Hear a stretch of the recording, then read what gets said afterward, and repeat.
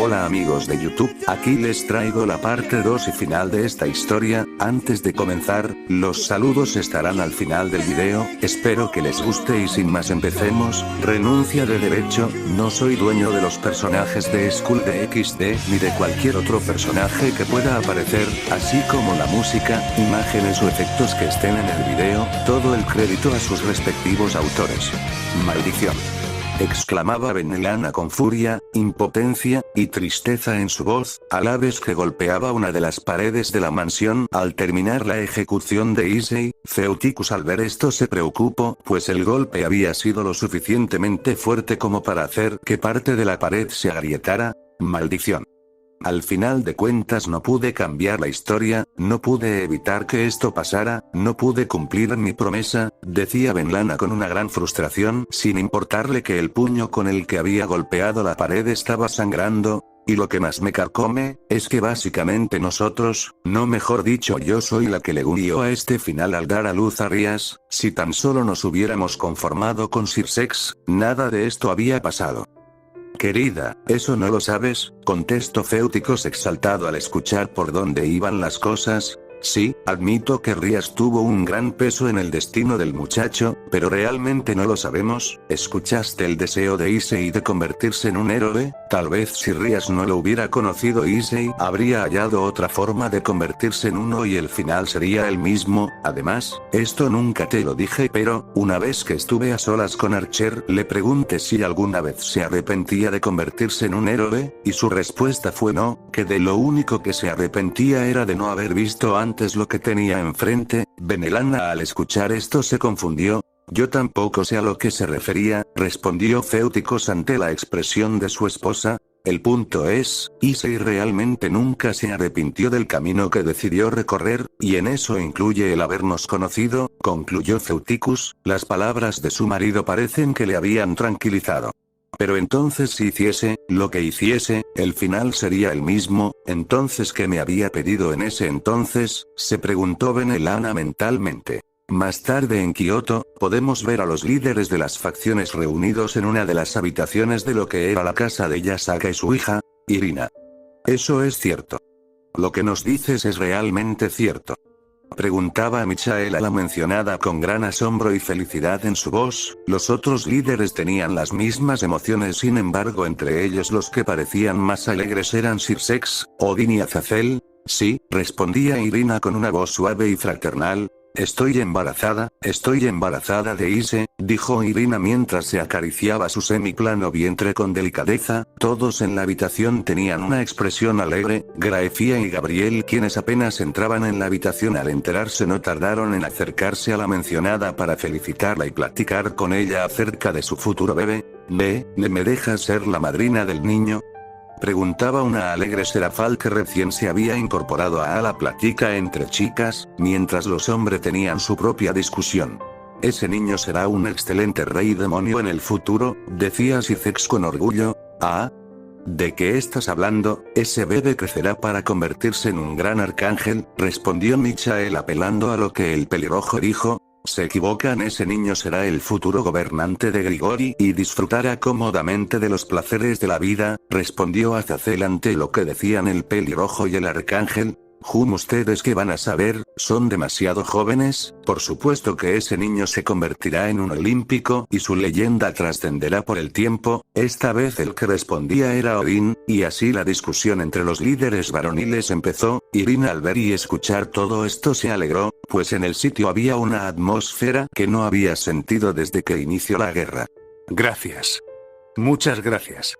Por todo esto, por tener altas expectativas sobre mi futuro bebé, pero, la verdad es que me gustaría criarlo lejos de todo lo que tenga que ver con el mundo sobrenatural, dijo Irina captando la atención de todos, y antes de que pudieran preguntar algo Irina prosiguió. La verdad es que Issei y yo planeábamos desaparecer del mapa para siempre cuando la guerra acabara, buscar un buen lugar para establecernos y formar una familia, tal vez en un pequeño pueblo rural o algo así, decía Irina a la vez que las lágrimas volvían a salir de sus ojos. No es que los despreciáramos o queramos estar lejos de ustedes, es solo que nosotros queríamos que nuestro hijo tuviera una vida normal, que estuviera fuera del peligro que representa el mundo sobrenatural, y si bien ahora que el mundo sobrenatural ya no es un secreto, yo sigo queriendo que nuestro bebé tenga la vida más normal que se pueda, concluyó Irina mientras sonreía.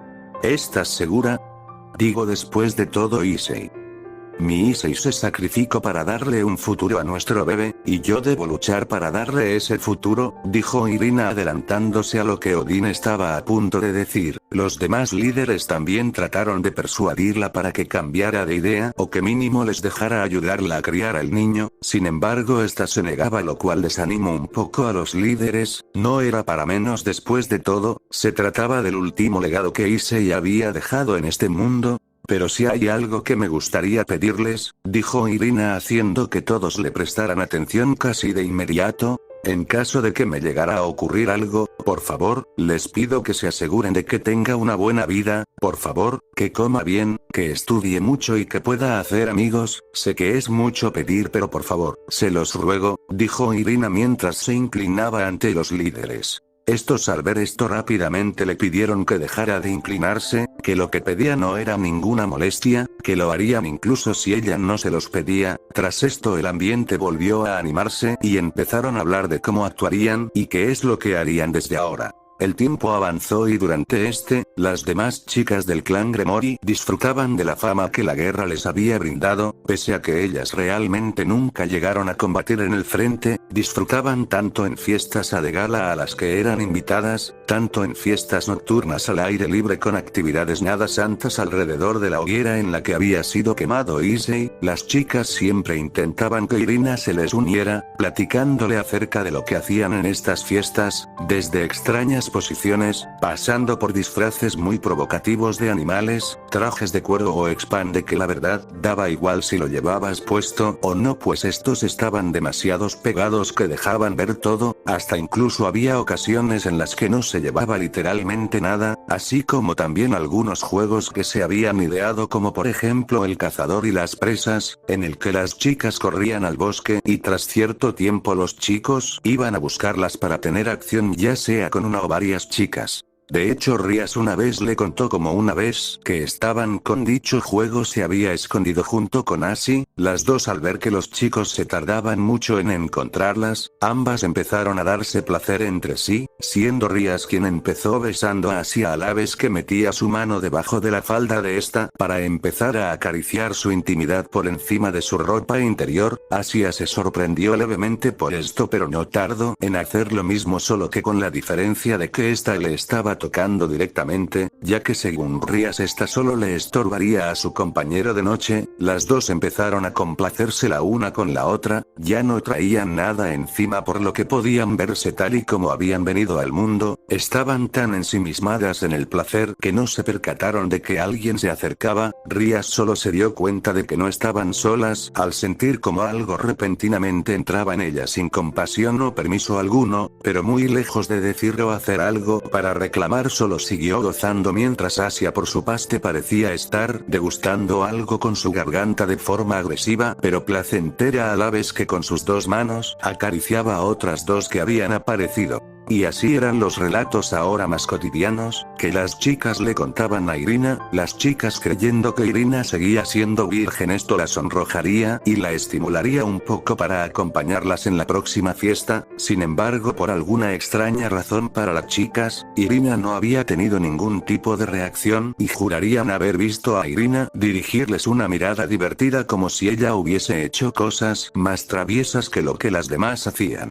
Pasaron los meses y las chicas empezaban a notar los cambios en el cuerpo de la peli castaña, más precisamente el aumento de tamaño de su vientre. Creyeron que Irina se estaba descuidando y había empezado a engordar. Las chicas algo preocupadas intentaron hablar con Irina, pero esta solo les respondía que pronto se le pasaría. Las chicas, después de varios intentos y de recibir la misma respuesta, decidieron dejarlo pasar. Si a ella no le molestaba, no tenían derecho de decir nada, aunque una parte de ellas en el fondo sabían lo que era y de quién era, cosa que por alguna otra extraña razón les oprimió el corazón. Pasaron los meses y el día finalmente llegó, el día en el que el hijo de uno de los grandes héroes de la guerra nacería. En el Olimpo, podemos ver a todos los líderes de las facciones masculinos fuera de una gran habitación, al igual que el grupo de Balí, Saibaor, el séquito de Sona, el de Raizer junto a su hermana y los padres de estos mismos, Asaka, Gabriel, Serafal y Graefia, se encontraban dentro ayudando con Leparto. Repentinamente todos en la sala de espera sintieron un gran pulso de poder mágico. Alarmados, todos se dirigieron a la habitación dispuestos a entrar. Sin embargo, antes de poder hacerlo, las puertas de esta misma se abrieron dando a entender que ya podían pasar. Todos al ver esto se calmara y se dispusieron a entrar.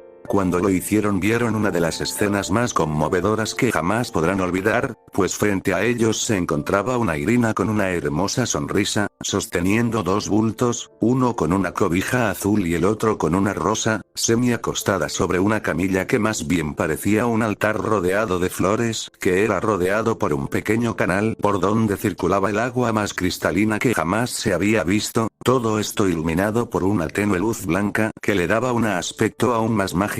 Les dije que me luciría con esto, decía Odín de forma triunfante. Los demás líderes solo asintieron con una sonrisa, pero por dentro se carcomían la cabeza. Al parecer meses antes de que Irina diera a luz, los líderes estaban compitiendo por saber quién sería el anfitrión del nacimiento del hijo de Issei, siendo claramente el ganador Odín.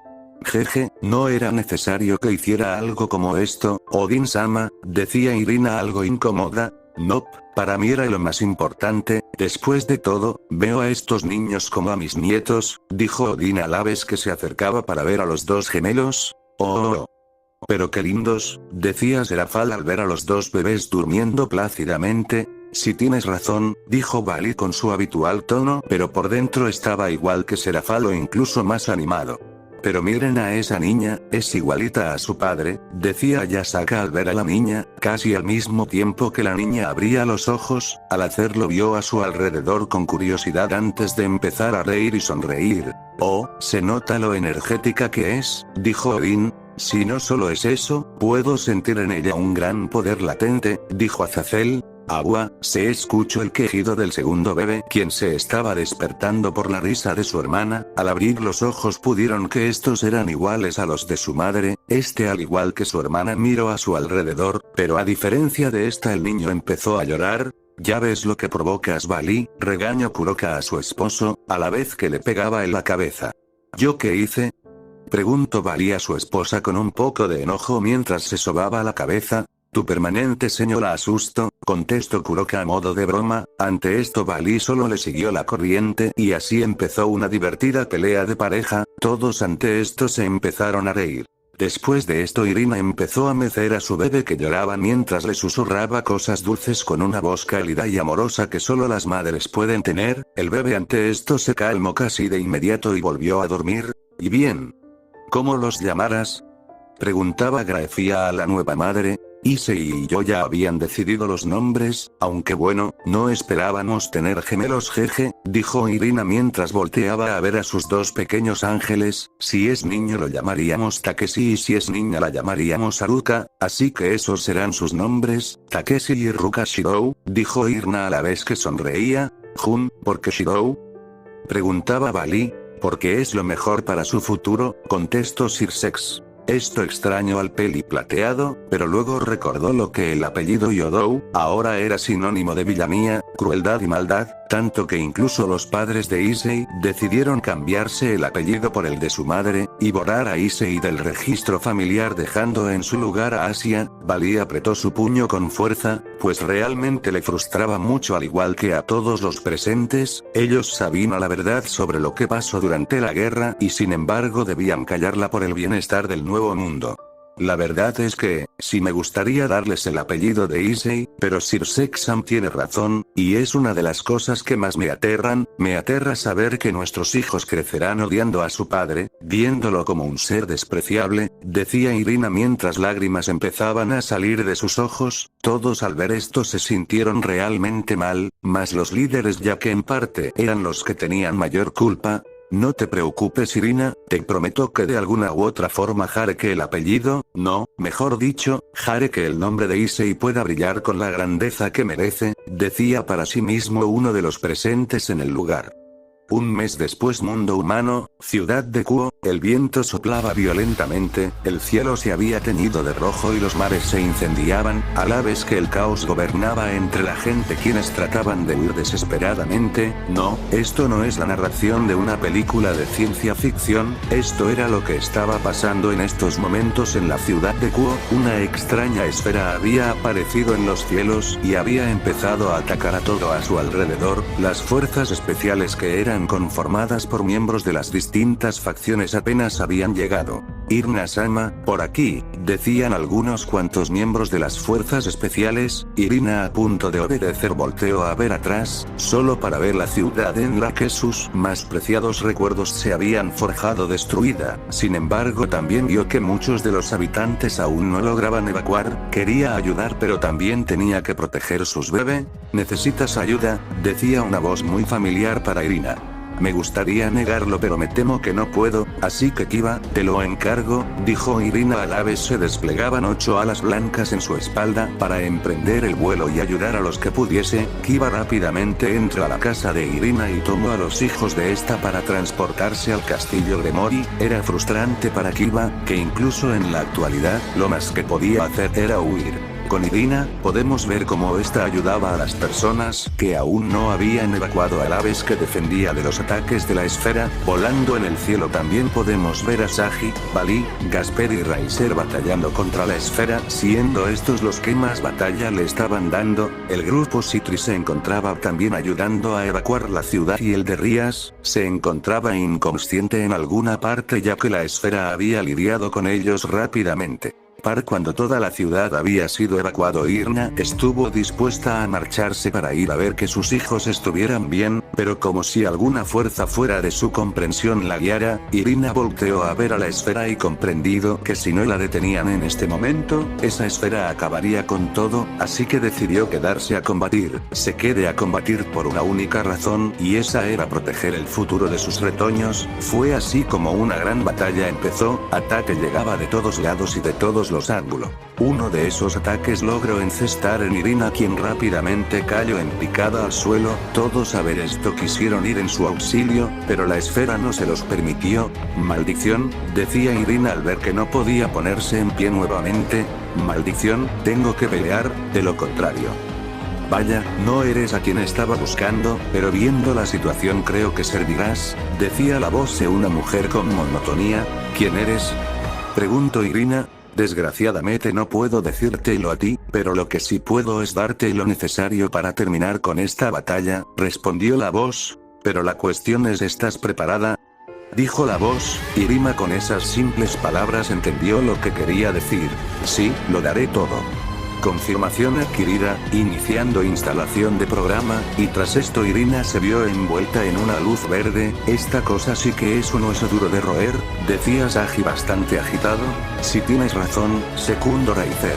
Yo me encargo. Todos escucharon una voz venir detrás de ellos a la vez que vieron como un rayo de energía impactaba en la esfera, dañando a esta misma. Cuando vieron al responsable de dicha acción, se sorprendieron, pues dicho acto había sido realizado por Irina, quien se hallaba vistiendo una armadura plateada. En opinión de todos, Irina ya no parecía un ángel sino una diosa. Yo me encargo, ustedes refúgiense, dijo Irina autoritariamente. Todos intentaron replicar, pero al ver que la esfera empezaba a atacar más en serio, decidieron hacerle caso. Tras esto la batalla entre Irina y la esfera empezó. La lucha era realmente colosal, por decir menos. No había posibilidad de decir quién ganaría, hasta que Irina, con lo último que le quedaba de fuerza, hizo un último ataque que impactó y destruyó la esfera. Los pocos que aún quedaban en el lugar, al ver esto empezaron a celebrar, sin embargo se detuvieron al ver a Irina caer nuevamente en picada. Esta vez todos se dirigieron hacia el lugar para socorrerla. Cuando Irina estaba a punto de tocar suelo, Sona logró atraparla. Irina resiste, le decían Sona a la mencionada al ver lo débil que estaba. Mis bebés están bien, preguntaba Irina con voz muy débil. Sona, al escuchar su voz y ver sus ojos casi apagados, solo le contestó: Sí, Kiba nos llamó hace rato y dijo que tus hijos estaban seguros, que estaban con los líderes, decía Zona tratando de contener sus lágrimas al darse cuenta de lo que pasaría. Ya veo, qué alegría, dijo Irina con voz queda y cansada, gracias. Gracias a todos.